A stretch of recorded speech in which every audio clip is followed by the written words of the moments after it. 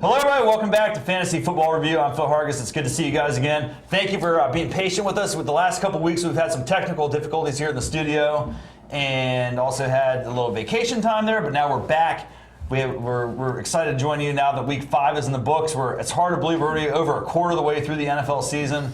We should be making our march towards the playoffs here. And if you're not in the playoff hunt right now, you're a little bit down lower in the standings, we're going to give you some ideas on how to improve your team through trades or through free agency and get in a position where you can go ahead and make a good, serious playoff run. But hopefully you've listened to us and you drafted pretty well and you won't have those problems. But let's go ahead and quickly introduce the co-hosts here. We got in studio, we have Clara Markowski again. Clara, good to see you.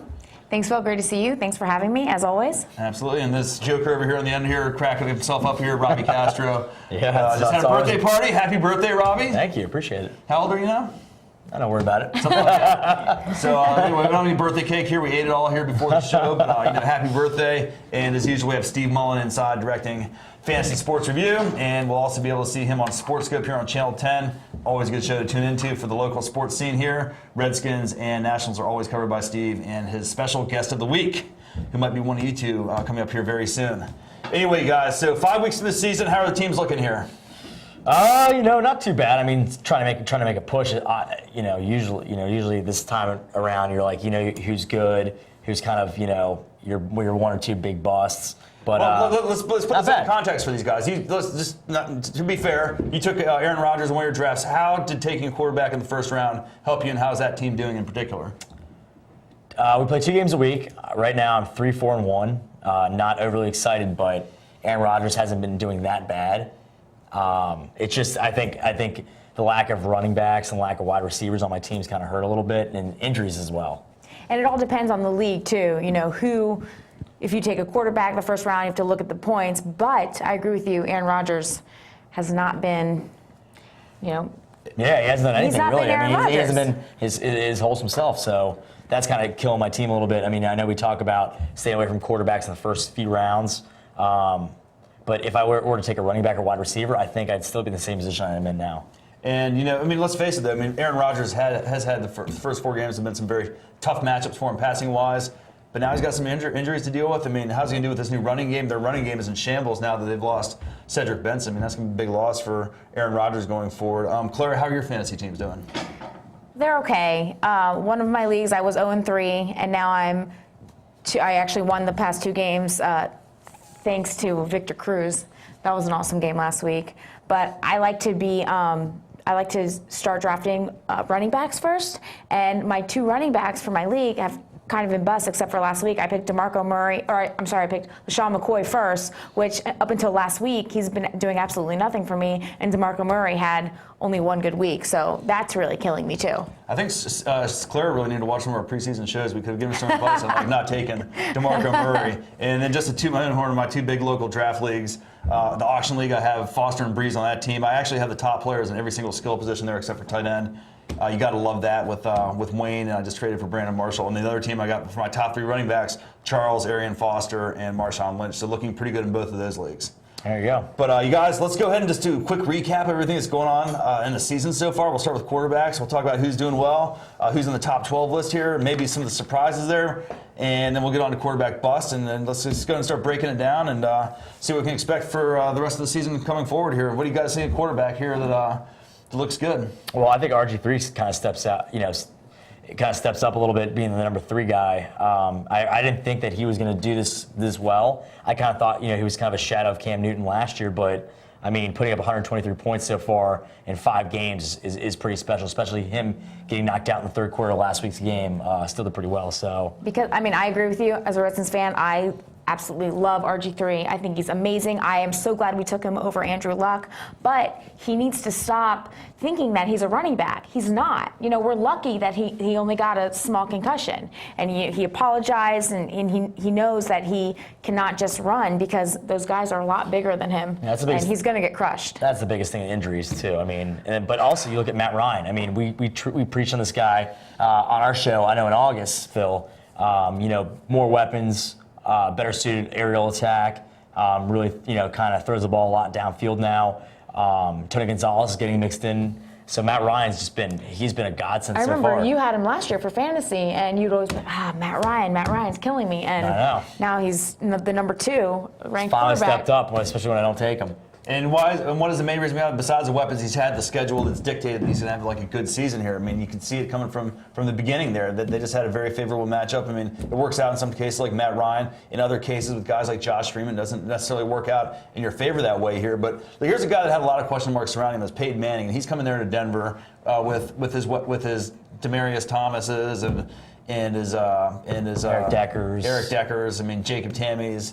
And, really, a somewhat questionable running game going into the season here, and has done pretty well. Like They're not running. Remember. They're not running the ball at all. And I mean, maybe it's because of Peyton Manning, or maybe it's because of the new system. But if you have Peyton Manning on your team, you're obviously doing pretty well.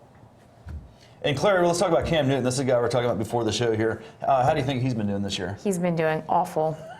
Everyone, they're like, what is Cam Newton going to do this week? What is Cam Newton going to do the next week? He's struggling. He is. I mean, he has Steve Smith. He has, a bunch of awesome running backs Jonathan Stewart and D'Angelo Williams. Jonathan Stewart is hurt, but he just cannot get it together. And let's go ahead and take our hats off. And we talked about RG3 be there before Andrew Luck. I mean, both the rookie quarterbacks are doing really, really well as expected here in the NFL. And I guess before we move on to running backs and the skill positions, let's go and talk about some of the guys here on the list. And we've highlighted in orange some of the guys that maybe were drafted a little bit higher. That would be a little bit of a disappointment here, given the position that you might have drafted these guys. Guys like Phillip Rivers, some people were expecting a bounce back year for him. Despite the fact they lost Vincent Jackson, they did bring him back with Meacham. He's got Malcolm Floyd, and everybody was really hoping that Antonio Gates would really be able to get back in the mix of things. But we'll get to tight end bust, and he'll definitely be at the top of that list. And what do you got? What's going on with Detroit and Calvin Johnson and Matt Stafford here, guys? I have no idea. I just don't think they're on the same page. I don't know why. It's just that they're playing from behind all the time. They're trying to run the ball. Are they a run team? Are they trying to play defense field a little bit? I just don't think that given the opportunities this season, they haven't found favorable matchups at all. I mean, first game with St. Louis, they didn't play well because Cortland Finnegan was on Calvin Johnson. They had a bye last week. Hopefully, they kind of turn things around. With this week playing against the Steelers, I mean, it's the same thing. And I know no Polamalu, no Harrison, but still, it's you're going to be the Pittsburgh Steelers, one of the best teams, especially pressing in press coverage. He likes to be out in space, and he likes to he makes some great catches, but again, the defense is kind of not allowing him to do the things that he's used to doing, and that's what's killing him. And Robbie, you know what the real reason is, of course, right? Why is that? The Madden curse. He's on the cover of That was a good. You know what? You're right. You're absolutely It's right. the Madden curse. Could absolutely be that. Some people are expecting big things out of Sam Bradford. I would consider him a bust this year for sure. And then Jay Cutler is, I did say that Matt Ryan would have a good year. I also said that I thought Jay Cutler would probably have a good year this year too. I still do think that the Chicago Bears are strong Super Bowl contenders, like I predicted preseason. Chicago and Houston in the Super Bowl preseason. I don't think anybody else had that. I'm still sticking with it.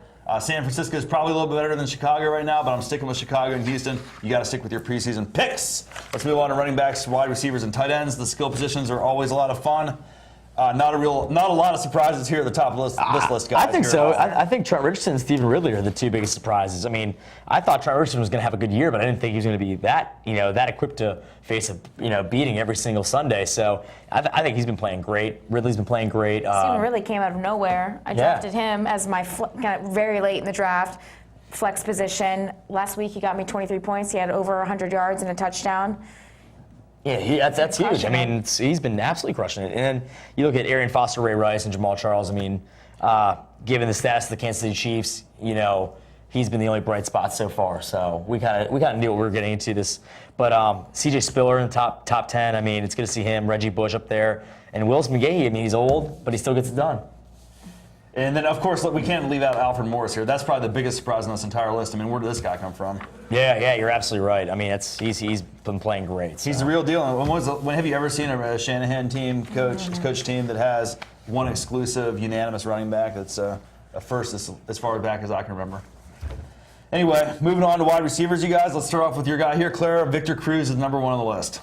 Victor Cruz is crushing. I know a lot of people, including Robbie here, they thought he was going to have a 1 year, super year, and then come out and be a bust. I thought might be a 1 year wonder too. I saw something in him, and I drafted him as my wide receiver, and He crushed it for me last year. I ended up beating the guy who was in first place last week, solely because of Victor Cruz.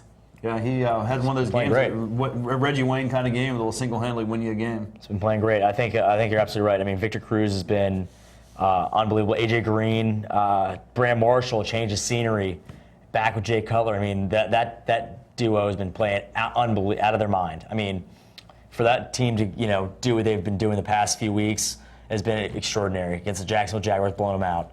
2 weeks ago in Dallas, beating Dallas. I mean, those two guys have got it together. Obviously, you see why. Roddy White, he's emerged their top flight wide receiver over Julio Jones so far in this early season. So, a couple surprises maybe. Brian Hartline and Danny Amendola until he got injured.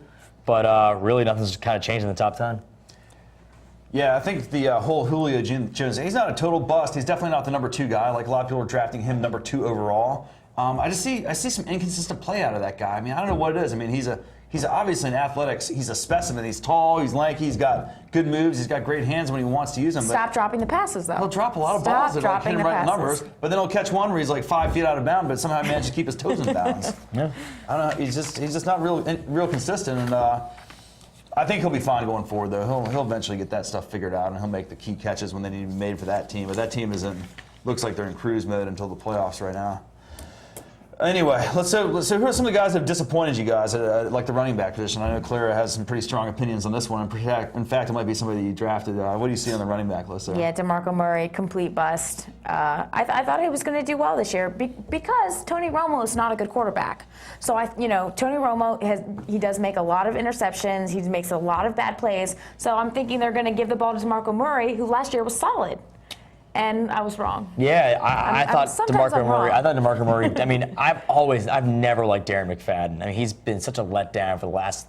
He'll have great games and that's it. So I knew that coming in. Ryan Matthews has been a big disappointment. Doug Martin's kind of been a big disappointment. Chris Johnson's been a huge bust.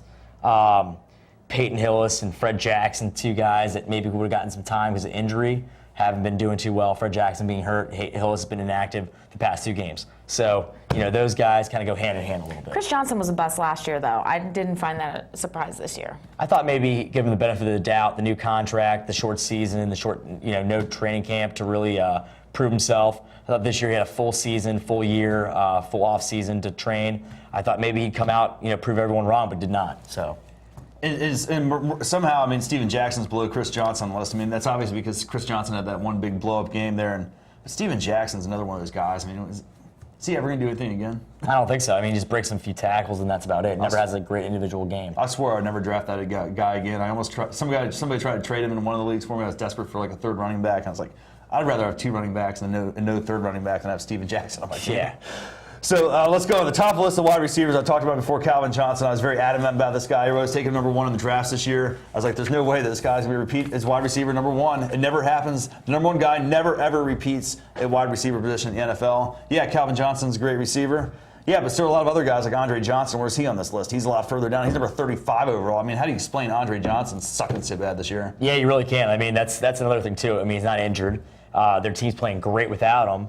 Is he being left out of the offense a little bit? Maybe, because they beat the Jets without him pretty much, and they beat him kind of handily. I don't think the score really dictated the outcome of the game. So. But they also have a ridiculously awesome running game from Arian Foster that you're kind of like, well, do we really need him to win games? Yeah, but you would think that maybe that would take the burden off their shoulders with Andre Johnson going play action fake.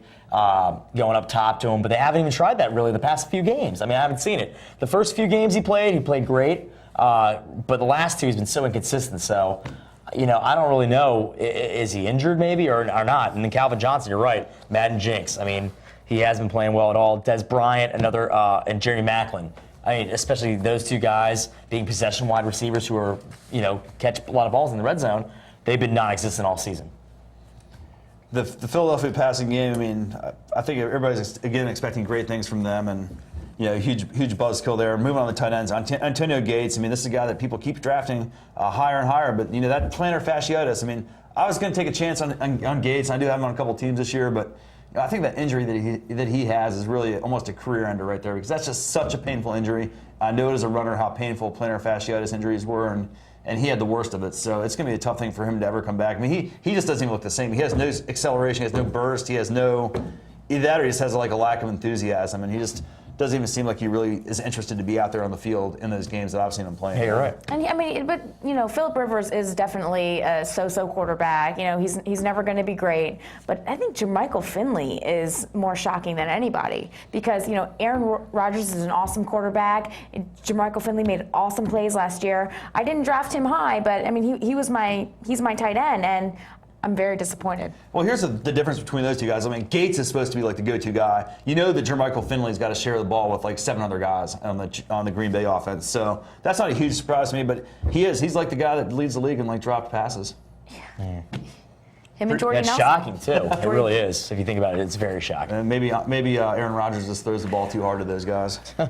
Pettigrew, another guy that was drafted pretty high, maybe like the 5th or 6th tight end off the board. Just again, he's just suffering in there with the Detroit passing game along with the rest of that team. But I think Detroit's a team that could really turn around. I do think that their schedule here going forward is pretty tough. But I do also think that Detroit's got the talent to like turn things on. They should have a defense that should be able to turn things around here. I wouldn't be surprised if they went on a little bit of a run here and did something, even though their schedule doesn't really warrant it. I mean, once they get some establishment, maybe they did that stuff for the bye week with the running game, they'll be ready to be locked and loaded and ready to roll. Right. But you guys, we have about half the show left here to go through the matchups for this week. Big game going on between Pittsburgh and Tennessee on Thursday night. I think Pittsburgh's probably going to blow them out. You want to start all your Pittsburgh Steelers in that game. You know what? I disagree with you. Absolutely. You talk about Detroit, they're going to come back, and Tennessee almost beat Detroit. It was 41-41 going into overtime. Absolutely not. And their running game is not that great, but I'm telling you, I don't think that's a sleeper. I think Tennessee's a team where you get them on the road. They go into San Diego, they get blown out. Against the Patriots, they get blown out against a really, really good team at home. But then they kind of sneak up on you. They're like, all right, we have a good team on paper, Kenny Britt, Chris Johnson, Jared Cook, but we can't really put it all together. I think against the interdivision teams like Pittsburgh, like Cincinnati, like those teams, I think Tennessee proves that they're better than that. I like Chris Johnson in this matchup. I like Jared Cook in this matchup. I like Kenny Britt tonight. So no Polamalu, no Harrison spells trouble for the Steelers. And on your list, Ben Roethlisberger is a bust. So you don't know it. Was he one of my busts? I don't think he was on my list. Highlighted. He is highlighted. Yeah. I think he's only played 4 games. He had that bye last week. Yeah, he did have a bye, so why. that's why he's down there. I would take Ben Roethlisberger on my team, even though he is on the bust league. Out of those 5 guys that are highlighted as busts, I'd probably rather have Roethlisberger over Stafford at this point. But let's get back on track here, guys. Now that Clara's got her little jab in, all right. We'll have a fight by the end of the show for sure. I know how these always go, but we have Dallas and Baltimore here. Now, I know that the 3 of us really want Dallas to lose this game pretty badly, so we all want Baltimore to win. But is that what's really going to happen in this game? I think Dallas actually plays Baltimore tough. I think it's going to be like a kind of a 27-24 game.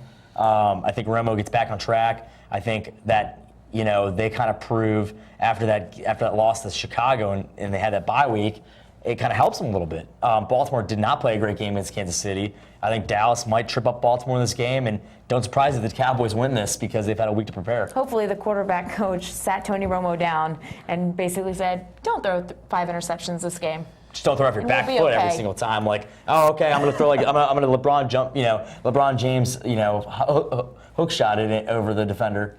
Never works. It'd be a shock to me if Ed Reed didn't have an interception in this game here. Now that we have our favorite biannual battle of Ohio here, Cincinnati and Cleveland. Trent Richardson against Ben Jarvis Green Ellis. I think Trent Richardson wins that by a landslide.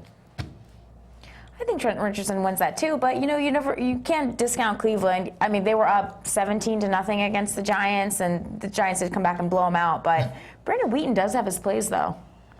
I think that Cleveland's one of the more underrated, underappreciated teams here. And I think They just haven't won a game, so that's probably why. Well, I think that they've been in every single one of those games against some pretty good teams. Except for the Even Giants. against Baltimore, it came down to the wire. It was Hail a Mary Hail pass, Mary, yeah. so And then against can't Buffalo discount them. a couple weeks ago, and then Cincinnati the first go round. So They played Philly too. Tough moves was a pretty good team. So yeah. I'm sorry, they did not play Cincinnati first go round. We're probably thinking of the Philadelphia game. Think of the Philadelphia game in the first game of the season where they only lost by 1.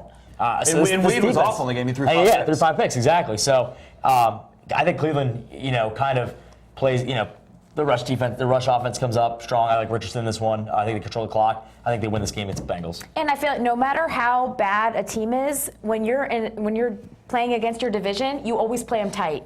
You just play them differently. So Yeah. I think it's going to be a close game. I'm Okay. going to pick Cincinnati, but I think it's going to be a close game. More passing yards, Andy Dalton or Brandon Whedon?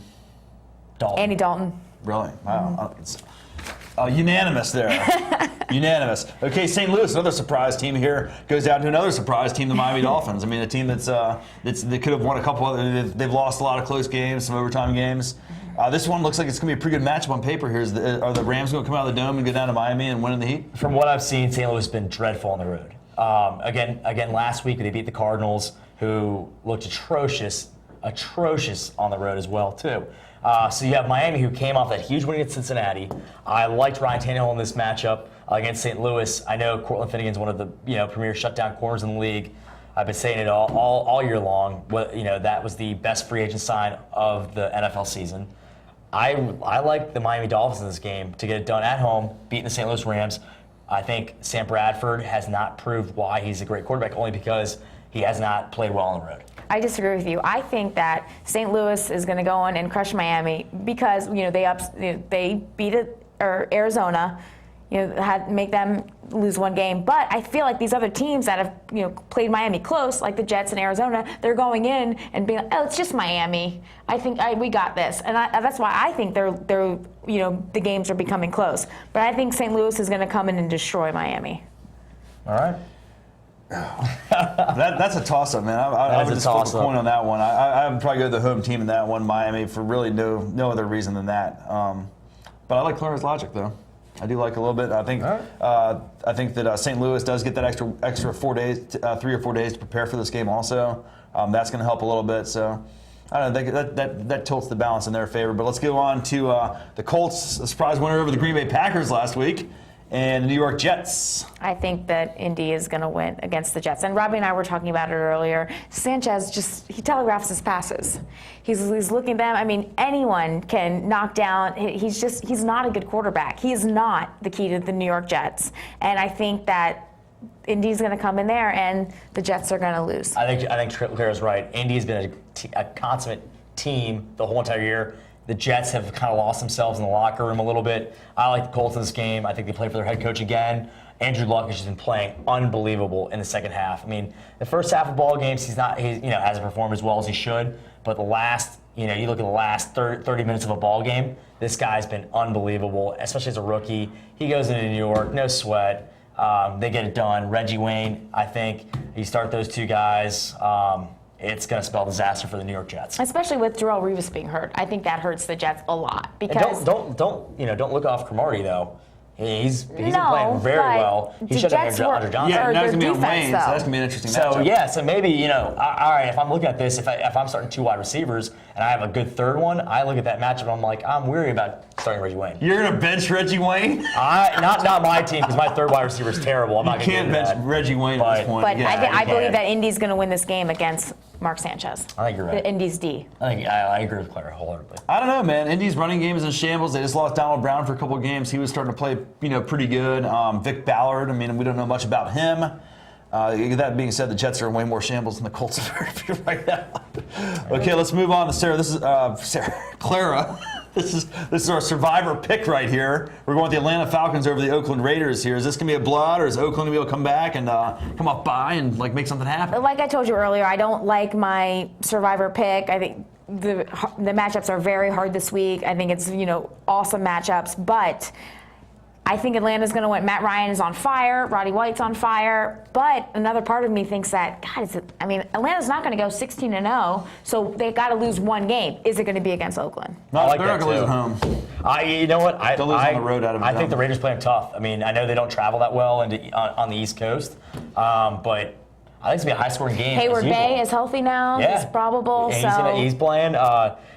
Maybe Denarius Moore steps up finally. Darren McFadden on turf. How fast that guy? He can play well. So this is like a wild card game to me. I like the Raiders take it. Robbie, you just reminded me, man. We forgot to talk about Chaz Schillens and the Jets now. Your favorite wide receiver. Draft this guy. He's gonna be great. Yeah, Yeah, man. Okay, Detroit and Philadelphia here. We need a loss for the Eagles here, for the Redskins. Yes, Can Detroit come off and beat the Eagles here for us? Hopefully. That's really all I'm going to say about that. I don't know. I think it's going to be a close game. Let's go Detroit. I think Detroit wins. Okay, very good. Let's move on to Kansas City and Tampa Bay. I feel like for Jamal Charles to go crazy in this game. And but these are two pretty mediocre teams. And Brady yeah, Quinn you're starting right. against Kansas City. Yeah, I think For starting Kansas him City. is like a fresh breath of air in Kansas City. I think they get their first win in Tampa. Tampa's look dreadful. I know they beat the Panthers. Congrats, but I think Kansas City with Jamal Charles, Brady Quinn, Dwayne Bowe, they get it done. Yeah, it looks like a pretty. I agree with you on that one. That's definitely going to be an edge for the Kansas City. And moving on to Buffalo and Arizona. Arizona has the extra time off from the Thursday night game, and Buffalo is just pretty damn, interesting the way that they're playing right now. They played New England close. Arizona, came out and almost lost to Miami, and then they lost to St. Louis. So I think they're. Guys, I think Buffalo on Buffalo's this one. a terrible team. I mean, I hate to stress Arizona's it. They have not pretty terrible been too, playing well. though, except for they got the blown defense. out by San Francisco. They have not been playing good football. I think Arizona wins this game. I think they win by 14. Really? Yeah. I don't. All right, New England and Seattle. This is going to be a great game here. I'm looking forward to watching this one. The Patriots travel over to Seattle. Seattle's a team that I'm always high on. I like their Marshawn Lynch. I think Russell will. Their defense is awesome Their defense this is year. great here. Tough to win at home, especially in Seattle. But it's always hard to beat Belichick. I think you start every guy. I think it's gonna be a high-scoring game, to be honest with you. The way the two defenses have been playing. I like the over in this, and I like both guys.